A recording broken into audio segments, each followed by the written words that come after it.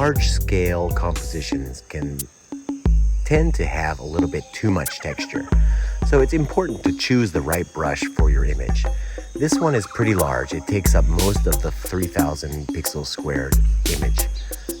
So if I choose a brush like metallic tarnish here, I get too much bleed and it's not going to show up right. Or this brush, it has too much texture. It's not going to look as good as this final brush called Large Clean, which I often use for these large scale images. So painting it on in one stroke, it actually looks pretty good.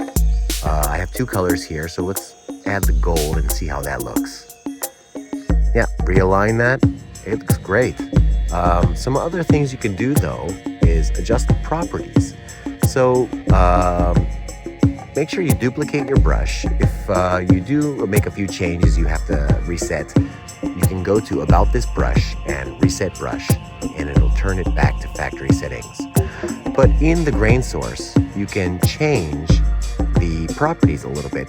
Movement and zoom and rotation are the big key properties in adding that texture. So if your movement and zoom are closer to 100, you'll get less texture. Using this, I like to puzzle things together sometimes. I'll paint the whole picture and maybe this corner doesn't look right. So I'll add a new layer and paint just that corner on there.